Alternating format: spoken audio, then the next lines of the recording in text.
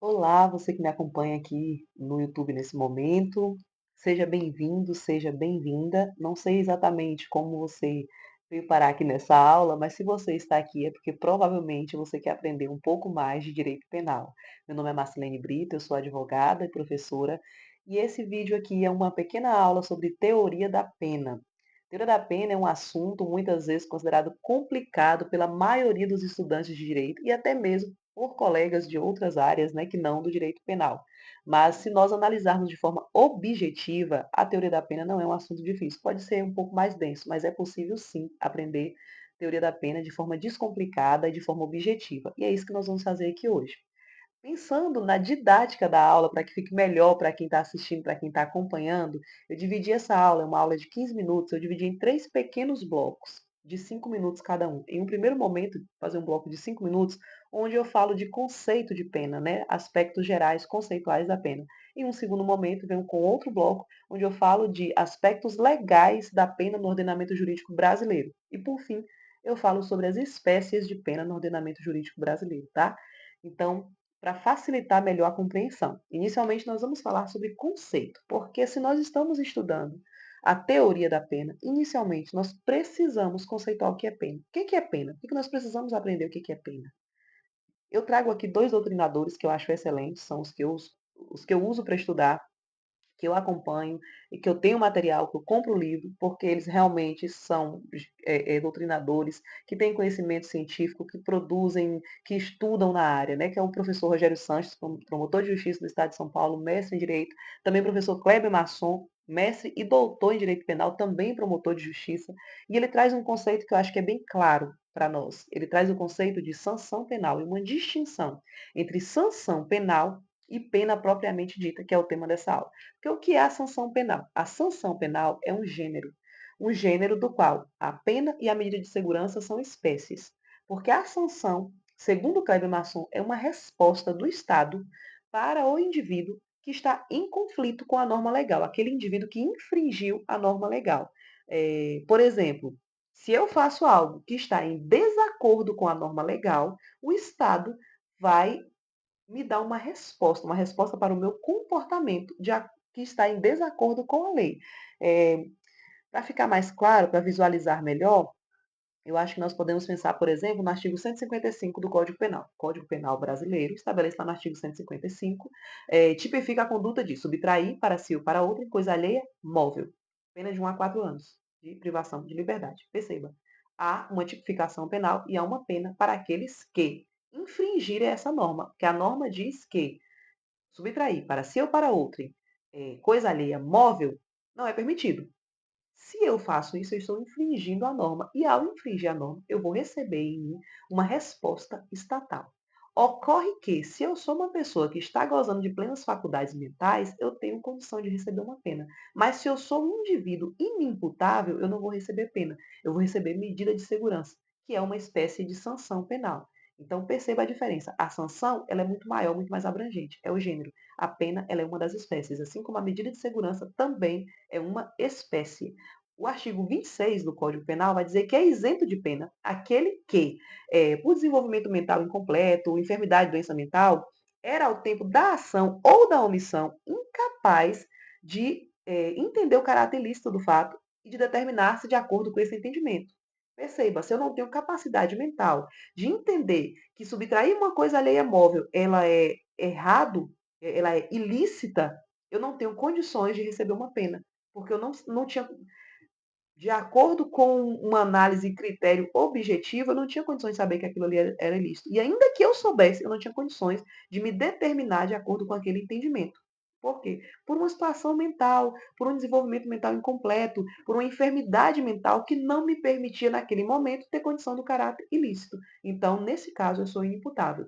A outra situação de inimputável também, que são aquelas pessoas que não receberão pena em cima medida de segurança, é os menores de 18 anos. O ordenamento jurídico brasileiro determina que o menor de 18 anos é penalmente inimputável. Então, o menor de 18 anos ele não pode receber uma pena. A situação dele vai ser analisada lá à luz do Estatuto da Criança e do Adolescente, porque ele não comete crime, ele comete fato análogo. Então, vamos recapitular aqui. Inicialmente, falamos sobre pena de um modo geral. A sanção penal é uma resposta do Estado para o indivíduo que infringe a lei. Essa sanção penal ela se manifesta na forma de pena ou de medida de segurança, de acordo, claro, a pessoa do acusado, se ele tem condições de ser imputável, de entender o caráter ilícito do fato e de determinar-se de acordo a esse entendimento. Porque se ele não tiver, ele vai ser um inimputável, ele vai receber a medida de segurança. Pronto. E agora, como eu disse para vocês, em um segundo momento, agora que nós entendemos o conceito de pena, nós vamos falar agora sobre aspectos legais da pena no ordenamento jurídico brasileiro. Como é aplicada a pena no ordenamento jurídico brasileiro? Primeira coisa, quando nós pensamos no direito penal, a gente deve pensar em um aspecto maior. Nós primeiro pensamos na Constituição. Por quê? Porque a Carta Magna, a lei maior do país, ela vai determinar aspectos gerais. Por exemplo, o artigo 5º da Constituição diz que não haverá pena de morte. Então, se a própria Constituição diz que não haverá pena de morte, o Código Penal, que é uma lei que está hierarquicamente abaixo da Constituição, em uma perspectiva, né, neoconstitucionalista, nós temos a Constituição, que é a lei maior do país, depois nós temos aí, enfim, demais leis ordinárias, complementares, etc. O Código Penal, ele não pode se sobrepor, nem contrapor, contradizer a Constituição. Se a Constituição já estava dizendo que não pode pena de morte, não pode vir o Código Penal dizer, não, vai ter pena de morte em casos específicos. Não. O único caso específico que a Constituição faz exceção, permite essa exceção, é no caso de guerra declarada. Nos termos do artigo 84 da Constituição já está dizendo, né? O próprio artigo 5º traz essa ressalva. Não haverá pena, dois pontos aí, vem lá, de morte, salvo em caso de guerra declarada. É, de caráter perpétuo. Então, não é permitido no Brasil o caráter perpétuo. É tanto que o Código Penal vai estabelecer um limite máximo. Perceba que a Constituição estabelece linhas gerais.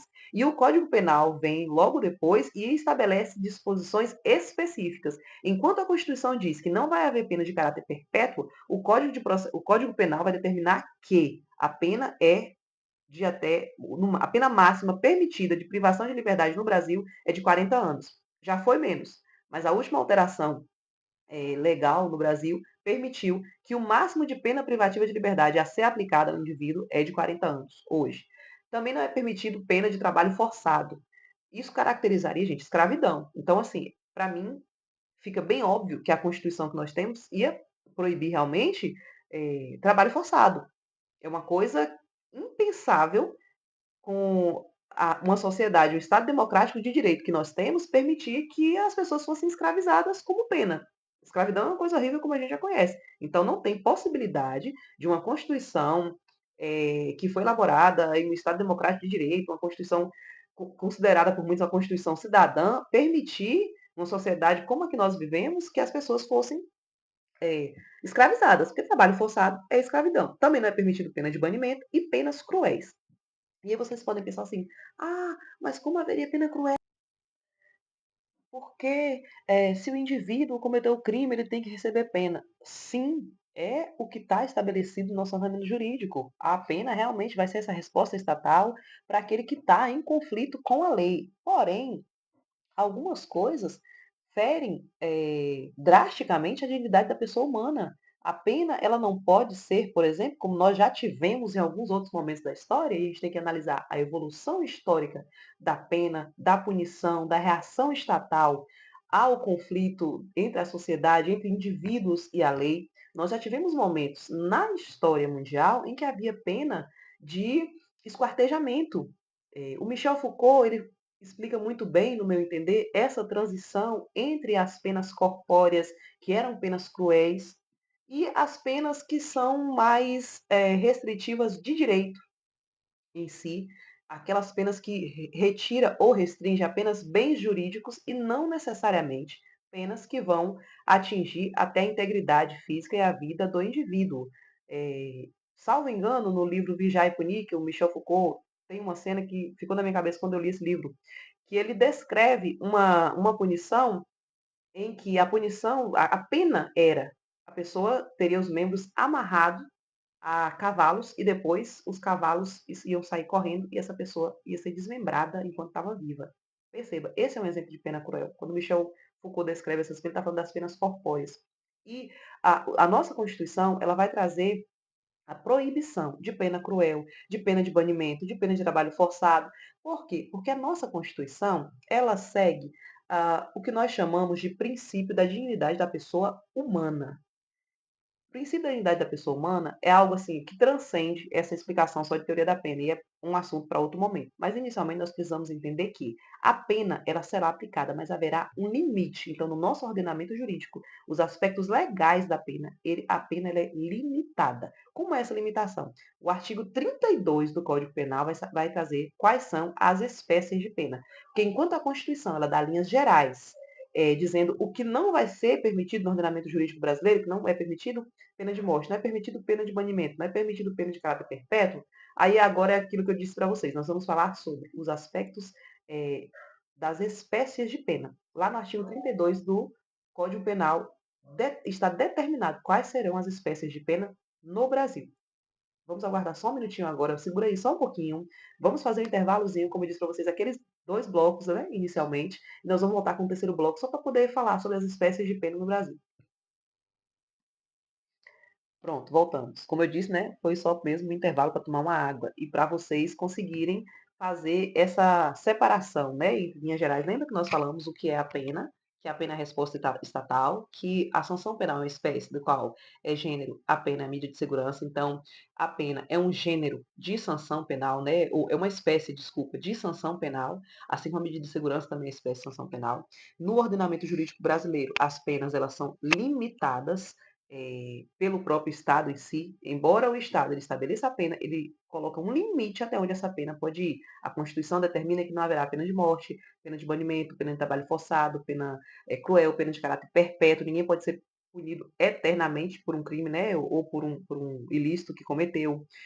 O artigo 32 do Código Penal, como eu comecei a falar, ele vai estabelecer, então, quais são as espécies de pena. Tá lá assim, ó, as penas são, aí vem, privativa de liberdade, restritiva de direito ou multa.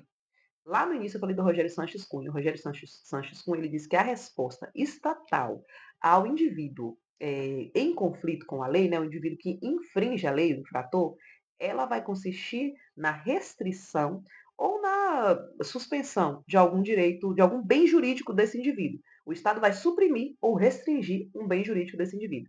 E esse bem jurídico fica bem claro aqui no artigo 32 que pode ser a liberdade.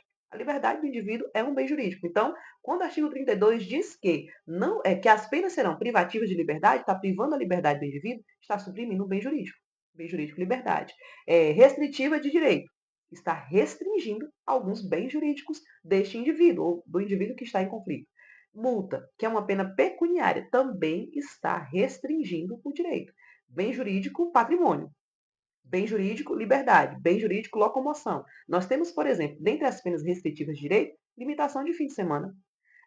Um determinado indivíduo em conflito com a lei pode receber uma pena de não poder se ausentar da sua própria casa no fim de semana, prisão domiciliar. É uma pena restritiva de direito. Proibição de frequentar determinados locais é uma pena restritiva de direito, porque, via de regra, nós temos liberdade de locomoção. A própria Constituição nos garante a nossa liberdade de locomoção. Inclusive, também determina que ninguém será privado de sua liberdade ou de seus bens sem o devido processo legal. Até para o indivíduo sofrer a sanção penal, quer seja a pena, quer seja a medida de segurança, é necessário que haja o devido processo legal, onde a pessoa saiba de que ela está sendo acusada, quando foi, por quem, tenha o direito de se manifestar defendendo-se para que ao final possa receber uma sentença, seja condenatória, seja absolutória. E no caso dessa sentença condenatória, vai condenar uma pena privativa de liberdade, uma pena restritiva de direito ou a pena de multa. As penas privativas de liberdade serão executadas conforme o próprio Código Penal determina e também de acordo à Lei de Execução Penal. Nós temos a Lei 7.210 de 84, que é uma lei que determina todo o procedimento para execução penal no Brasil. E nós temos o Código de Processo Penal, que também determina quais serão os tipos de regime onde as penas serão cumpridas, dentre outros aspectos. E o Código Penal traz ainda as penas restritivas de direito, como elas serão executadas. Por quê? As penas restritivas de direito, elas são autônomas, mas elas também podem substituir as penas privativas de liberdade. O próprio Código Penal diz que nos crimes praticados sem violência ou grave ameaça à pessoa, cuja pena não ultrapasse 4 anos de pena privativa de liberdade, serão automaticamente substituídas por penas restritivas de direito. Perceba, Ela pode ser uma pena autônoma? Pode a pessoa sofrer uma condenação simplesmente uma pena restritiva de direito? Pode. Mas também pode cumular ainda com uma pena privativa de liberdade, bem como a multa. Isso é um assunto que nós teremos que estudar parte por parte. Pena privativa de liberdade, pena restritiva de direito e pena de multa são os 3 tipos de pena estabelecidos no ordenamento jurídico brasileiro. É essencial conhecer o Código Penal e é essencial conhecer a Lei de Execução Penal para poder entender o que é pena e como é que a pena é estabelecida, definida, executada no Brasil e o melhor ainda, qual a finalidade da pena. Que é algo que, assim, quando você estuda a pena, você precisa saber para que a pena existe, qual é a finalidade dessa pena. Em outro momento, nós falaremos sobre cada uma delas. No momento, nós vamos encerrar aqui. Acho que eu já dei algo em que vocês possam pensar em linhas gerais. O ideal é conheçam o Código Penal, conheçam a Lei de Execução Penal, Lei 7.210 de 84. Até a próxima.